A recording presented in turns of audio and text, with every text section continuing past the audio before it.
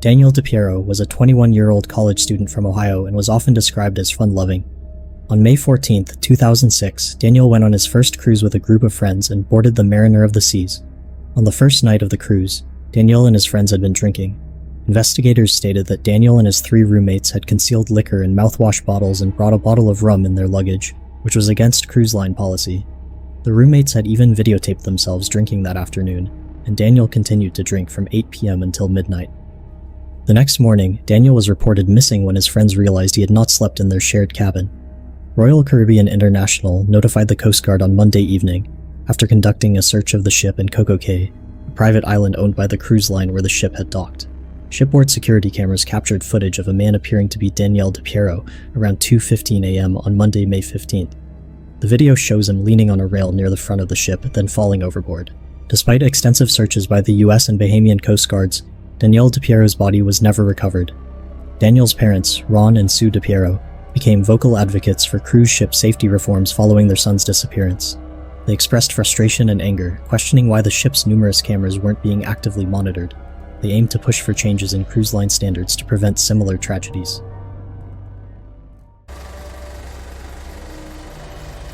On June 29, 2005, George Smith IV, a 26-year-old from Greenwich, Connecticut, boarded the cruise ship Brilliance of the Seas for a 12-day Mediterranean honeymoon cruise with his new wife, Jennifer Hagel Smith. In the early hours of July 5, 2005, while the ship was sailing between Greece and Turkey, George Smith vanished from his cabin. The night before, George and Jennifer had spent time at the ship's casino, drinking and gambling. Jennifer Hagel Smith was found passed out in a hallway around 4:30 a.m. and had little memory of the events after leaving the casino. George was last seen on casino security cameras around midnight. He was reportedly with a group of 4 other men, including Josh Askin and 3 Russian-American men, Rusty Kaufman, Greg Rosenberg, and Zach Rosenberg, who had met George and Jennifer on the cruise. The men last seen with George claimed they brought an intoxicated George back to his cabin, took off his shoes and put him to bed around 4 a.m. They then left and went to another cabin where they claimed to have ordered room service. At 7:30 a.m. on July 5th, passengers in an adjacent cabin discovered a large bloodstain on a metal canopy covering lifeboats directly beneath George and Jennifer's balcony. There were also smaller bloodstains on the bedsheets in their cabin. Forensic analysis later confirmed the blood belonged to George Smith. The pattern of the blood suggested a forceful incident, possibly involving movement or dragging. Passengers in neighboring cabins reported hearing loud arguments, shouting, and sounds of furniture being moved from the Smiths' cabin in the early hours of the morning. One passenger even reported a thump sound. Crucially, a highly controversial video was made by some of the men last seen with George just hours after he disappeared. According to the Smith family's attorney, Michael Jones, the video showed the 3 Russian-American men filming themselves commenting about George's death in a very callous way. At the end of the tape, one of the men, Greg Rosenberg, allegedly flashed gang signs and said, "Told you I was gangsta," in a manner that seemed like bragging in the context of discussions about George's disappearance. The room service records for the men's cabins did not support their alibi of ordering a large amount of room service after leaving George's cabin. Royal Caribbean initially described the incident as a likely accident. The Smith family, however, believes the cruise line did not properly secure the crime scene or conduct a thorough initial investigation. The Turkish authorities boarded the ship briefly to investigate, but were reportedly rushed off so the ship could maintain its schedule.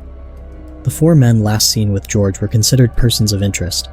2 of them reportedly pleaded the Fifth Amendment during depositions, and one had a foggy memory. Greg Rosenberg was later found in a Florida prison serving a sentence for drug trafficking. None of the men were ever charged in connection with George's disappearance, and they all denied involvement. George Smith IV's body has never been found. The case remains officially unsolved, and his family continues their relentless pursuit of justice, convinced that foul play was involved. Amy Lynn Bradley was a 23-year-old college graduate from Virginia and is known to be athletic and outgoing. In 1998, she went to board the Rhapsody of the Seas cruise ship with her family after finishing her degree. The cruise departed from San Juan, Puerto Rico on March 21, 1998, with stops in Aruba, Curacao, St. Martin, and St. Thomas. On the night of March 23rd, Amy and her brother, Brad, went dancing at the ship's disco with some of the ship's band members, including Alistair "Yellow" Douglas.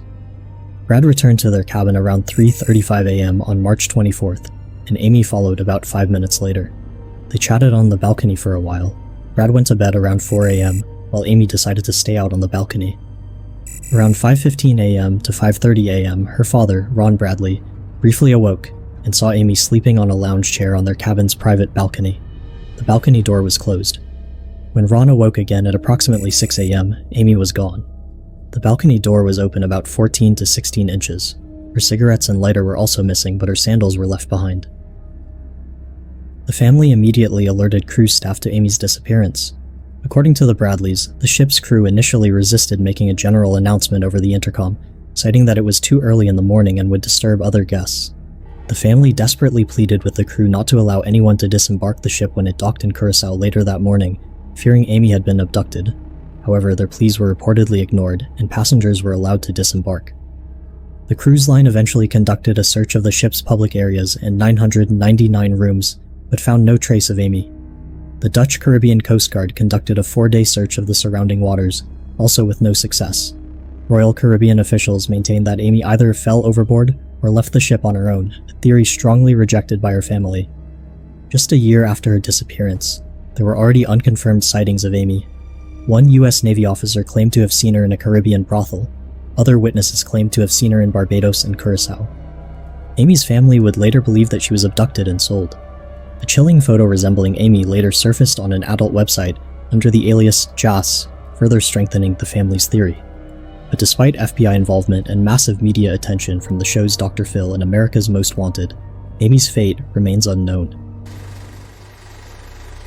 Marian Carver was a 40-year-old former investment banker from Massachusetts who boarded the Mercury cruise ship on August 27, 2004, for a 7-day Alaskan cruise departing from Seattle. Unbeknownst to her family, Marian had booked the cruise and left without informing them. 2 days into the cruise, Marian's cabin steward noticed that she wasn't using her room. He reported this to his supervisor, who reportedly told him to forget it and just do your job, and no official action was taken by the cruise line at that time. Marian was never seen again after the 2nd day of the cruise. At the end of the cruise, when the Mercury docked in Vancouver, Marian's belongings were packed away. The cruise line did not notify law enforcement or Marian's family that she was missing. Marian's family only became aware of a problem when her daughter called to say she couldn't reach Marian. The family then contacted Celebrity Cruise Lines. It took the cruise line a few days to confirm she had been on the cruise, by which point 26 days had passed since her disappearance. Only after the family contacted them did the cruise line file a missing person report with the FBI a full 5 weeks after Marian disappeared. When Marian's family initially inquired about video records that could shed light on her disappearance, the cruise line claimed they had no relevant footage and that no review had taken place, and internal emails later showed efforts to cover it up. Marian's body was never found, and her disappearance remains unresolved. Rebecca Corium was a 24-year-old British woman from Chester, England, and a former university student and army cadet. She worked as a youth counselor for the Disney Cruise Line, which was launched in 1998. During the time, Disney was on a 7-day Mexican Riviera cruise. In the early morning hours of March 22, 2011, Rebecca was seen in a CCTV footage having a distressing phone call in a crew area, appearing visibly distressed and talking on an internal phone. A young male colleague approached her asking if she was alright. She reportedly replied, "Yeah, fine," before hanging up the phone and walking away. This was the last confirmed sighting of her. When she failed to report for her 9 a.m. shift, a search of the ship was initiated. Despite a thorough search of the ship, Rebecca was not found. Because the Disney Wonders registered in the Bahamas, the official investigation fell under the jurisdiction of the Royal Bahamas Police Force. A single Bahamian detective was flown to the ship to investigate. Disney and the Bahamian authorities initially suggested that Rebecca was swept overboard by a rogue wave while near the crew pool on Deck 5. They found a sandal near the pool that they suggested belonged to her. Rebecca's parents, Mike and Anne Maria Corium, and independent investigators, strongly doubted the rogue wave theory. They pointed out that the walls around the crew pool on Deck 5 were over 6 feet high, making it highly improbable for a wave to sweep someone over. Additionally, weather reports for the area at the time indicated calm seas, not conditions conducive to a rogue wave. The Bahamian investigation was criticized as cursory and botched. Reports indicated that only a handful of crew members were interviewed and no passengers were questioned. There was no proper forensic investigation of her cabin, despite potential evidence like the ripped shorts and her laptop. Months after Rebecca's disappearance, her family received an email from her bank reporting suspicious activity on one of her accounts, and her Facebook password was reportedly changed. Her credit card was also not found among her belongings and was used after she vanished.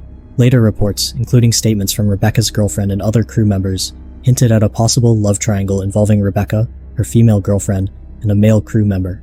Many investigators and family members believe that Rebecca did go overboard, but not necessarily by accident. The possibility of foul play, whether an accident exacerbated by an altercation or an intentional act, has been strongly suggested. Rebecca Corium's disappearance remains an unsolved mystery, and her body has never been recovered. Leon Klinghoffer was a 69-year-old American from New York and a retired businessman. Although he was disabled and had to use a wheelchair due to strokes, he went on a cruise ship adventure with his wife Marilyn to celebrate their 36th wedding anniversary. On October 3, 1985, they boarded the Achille Lauro, which is an Italian cruise line originally built in 1939 as an ocean liner, but was later converted into a cruise in 1965. The ship had a checkered history, including previous fires and mechanical issues. On October 7, 1985, 4 Palestinian hijackers from the PLO faction took control of the ship with over 400 passengers on board. The hijackers demanded the release of Palestinian prisoners in exchange for hostages. During the hijacking, after the ship was denied permission to dock in Syria, the hijackers singled out Leon Klinghoffer and he was shot in the head and chest, and his body and wheelchair were then thrown into the sea. His wife Marilyn was not present during the shooting and was initially told he had been moved to the infirmary. She only learned the truth after the hijackers left the ship. Klinghoffer's body was later found by Syrian authorities and returned to the United States. The incident ended after negotiations, and Leon was the only fatality. The hijacking sparked global outrage and led to US military and diplomatic responses.